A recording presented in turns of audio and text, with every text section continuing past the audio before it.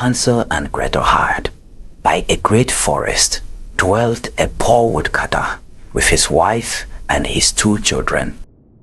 The boy was called Hansel and the girl Gretel. He had little to bite and to break, and once when great death fell on the land, he could no longer procure even daily bread. Now when he thought over this by night in his bed, and tossed about in his anxiety, he groaned and said to his wife, "What is to become of us?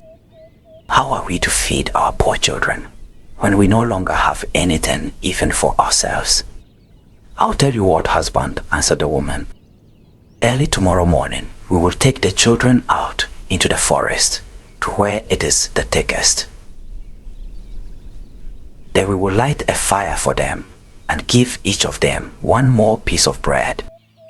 And then we will go to our work and leave them alone. They will not find the way home again, and we shall be rid of them." "No, wife," said the man, "I will not do that. How can I bear to leave my children alone in the forest?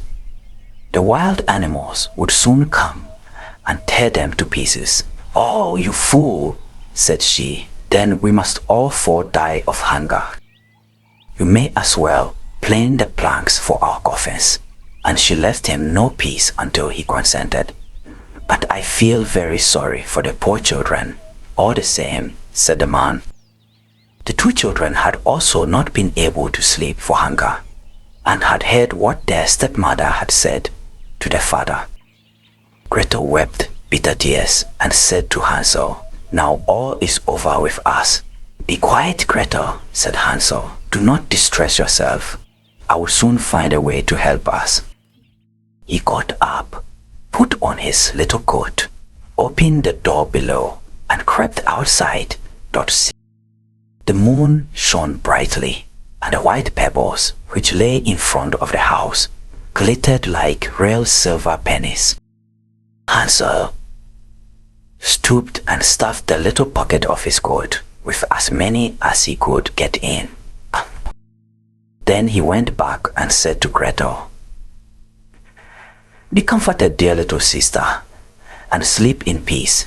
God will not forsake us." And he lay down again in his bed. When day dawned, but before the sun had risen, the woman came and awoke the 2 children, saying, "Get up, you sluggards. We are going into the forest to fetch wood." She gave each a little piece of bread and said, "There is something for your dinner, but do not eat it up before then, for you will get nothing else." Gretel took the bread under her apron, as Hansel had the pebbles in his pocket. Then they all set out together on the way to the forest. When they had walked a short time, Hansel stood still and peeped back at the house, and did so again and again. His father said, "Hansel, what are you looking at there and staying behind for? Pay attention and do not forget how to use your legs." "Ah, father," said Hansel, "I am looking at my little white cat which is sitting up on the roof and wants to say goodbye to me." The wife said, "Fool, that is not your little cat. That is the morning sun which is shining on the chimneys." Hansel, however, had not been looking back at the cat, but had been constantly throwing one of the white pebble stones out of his pocket on the road. When they had reached the middle of the forest, the father said, "Now, children, pile up some wood, and I will light a fire that you may not be cold." Hansel and Gretel gathered brushwood together, as high as a little hill. The brushwood was lighted, and when the flames were burning very high, the woman said, "Now, children, lay yourselves down by the fire and rest. We will go into the forest and cut some wood. When we have done, we will come back and fetch you away." Hansel and Gretel sat by the fire, and when noon came, each ate a little piece of bread. And as they heard the strokes of the wood axe, they believed that their father was near. It was not the axe, however, but a branch which he had fastened to a withered tree which the wind was blowing backwards and forwards. And as they had been sitting such a long time, their eyes closed with fatigue, and they fell fast asleep. When at last they awoke, it was already dark night. Gretel began to cry and said, "How are we to get out of the forest now?" But Hansel comforted her and said, "Just wait a little until the moon has risen, and then we will soon find a way." And when the full moon had risen, Hansel took his little sister by the hand and followed the pebbles, which shone like newly coined silver pieces, and showed them the way. They walked the whole night long, and by break of day came once more to the father's house. They knocked at the door, and when the woman opened it and saw that it was Hansel and Gretel, she said, "You naughty children, why have you slept so long in the forest? We thought you were never coming back at all." The father, however, rejoiced, for it had cut him to the heart to leave them behind alone. Not long afterwards, there was once more great death throughout the land, and the children heard their mother saying at night to their father, "Everything is eaten again. We have one half loaf left, and that is the end. The children must go. We will take them farther into the wood, so that they will not find their way out again. There is no other means of saving ourselves." The man's heart was heavy, and he thought, "It would be better for you to share the last mouthful with your children." The woman, however, would listen to nothing that he had to say, but scolded and reproached him. He who says A must say B likewise. And as he had yielded the first time, he had to do so a second time also. The children, however, were still awake and had heard the conversation. When the old folks were asleep, Hansel again got up and wanted to go out and pick up pebbles as he had done before. But the woman had locked the door, and Hansel could not get out. Nevertheless, he comforted his little sister and said, "Do not cry, Gretel. Go to sleep quietly. The good God will help us." Early in the morning came the woman and took the children out of their beds. The piece of bread was given to them, but it was still smaller than the time before. On the way into the forest, Hansel crumbled his in his pocket and often stood still and threw a morsel on the ground. "Hansel, why do you stop and look round?" said the father. "Go on. I am looking back at my little pigeon which is sitting on the roof and wants to say goodbye to me," answered Hansel. "Fool," said the woman, "that is not your little pigeon. That is the morning sun that is shining on the chimney." Hansel, however, little by little, threw all the crumbs on the path. The woman led the children still deeper into the forest, where they had never in their lives been before. Then a great fire was again made, and the mother said, "Just sit there, you children, and when you are tired, you may sleep a little.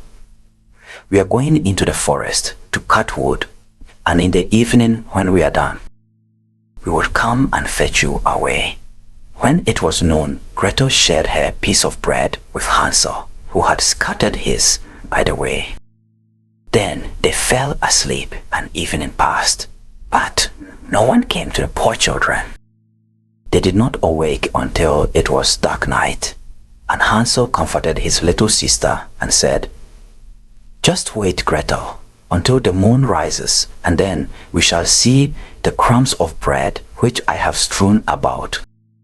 They will show us our way home again." When the moon came, they set out, but they found no crumbs, for the many thousands of birds which fly about in the woods and fields had picked them all up. Hansel said to Gretel, "We shall soon find a way," but they did not find it. They walked the whole night and all the next day too, from morning till evening, but they did not get out of the forest, and were very hungry, for they had nothing to eat but 2 or 3 berries, which grew on the ground. And as they were so weary that their legs would carry them no longer, they lay down beneath a tree and fell asleep. It was now 3 mornings since they had left their father's house. They began to walk again, but they always came deeper into the forest, and if help did not come soon, they must die of hunger and weariness.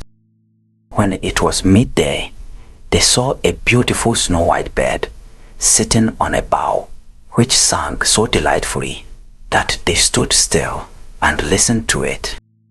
And when its song was over, it spread its wings and flew away before them, and they followed it until they reached a little house, on the roof of which it alighted.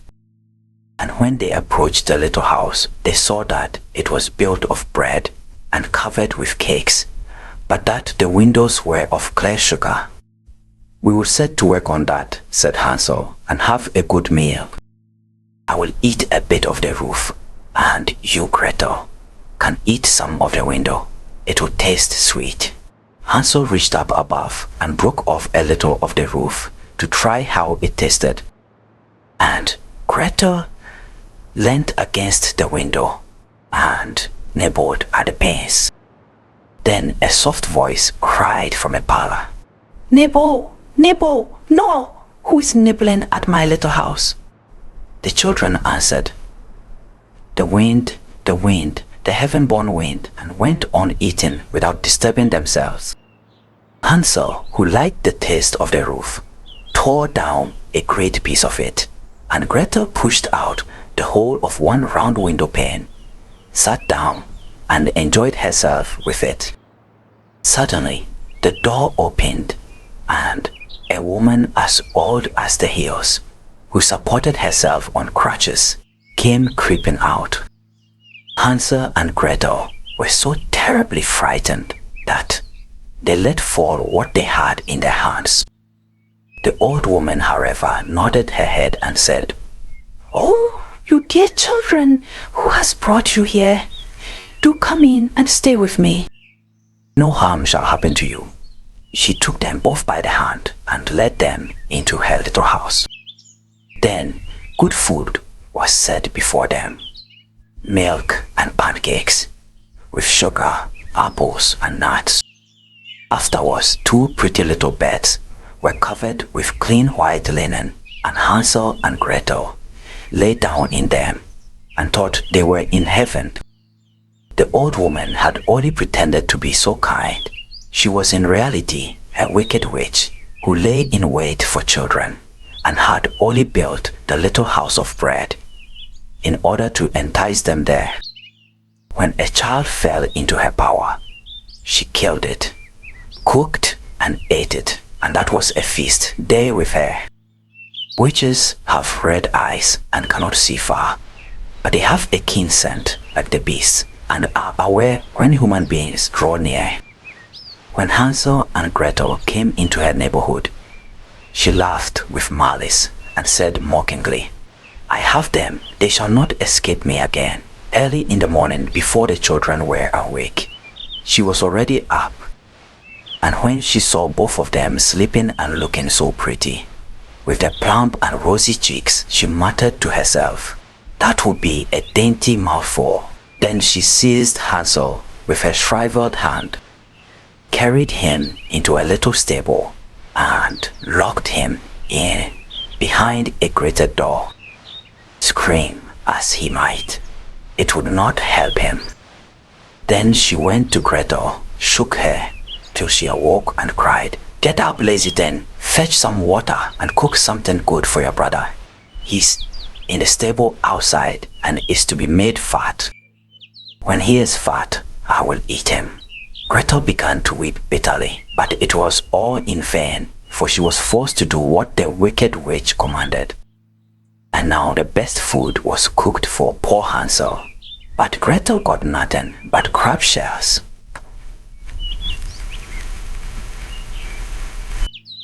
Every morning, the woman crept to the little stable and cried, "Hansel, stretch out your finger that I may feel if you will soon be fat." Hansel, however, stretched out a little bone to her, and the old woman, who had dim eyes, could not see it, and thought it was Hansel's finger and was astonished that there was no way of fattening him.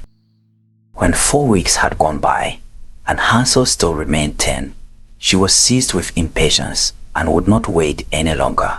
"Now, then, Gretel," she cried to the girl, "stir yourself and bring some water. Let Hansel be fat or lean. Tomorrow I will kill him and cook him." Ah, how the poor little sister did lament when she had to fetch the water, and how her tears did flow down her cheeks.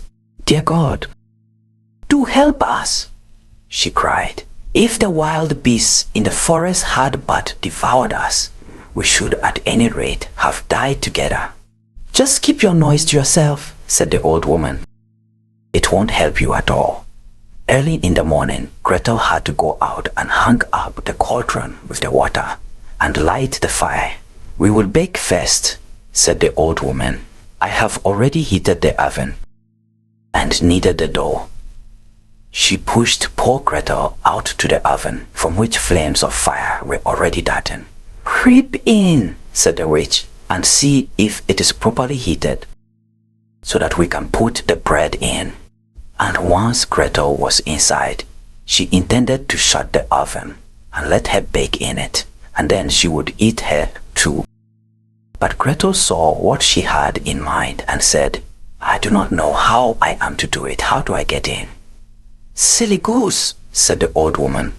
"The door is big enough. Just look. I can get in myself."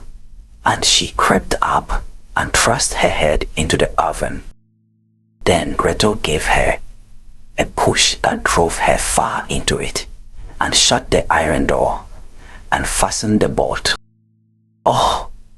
Then she began to howl quite horribly, but Gretel ran away, and the godless witch was miserably burnt to death. Gretel, however, ran like lightning to Hansel, opened his little stable, and cried, "Hansel, we are saved. The old witch is dead." Then Hansel sprang like a bird from his cage when the door is opened. How they did rejoice and embrace each other and dance about and kiss each other. And as they had no longer any need to fear her, they went into the witch's house, and in every corner there stood chests full of pearls and jewels. "These are far better than pebbles," said Hansel, and thrust into his pockets whatever could be got in. And Gretel said, "I too will take something home with me," and filled her pinafore full.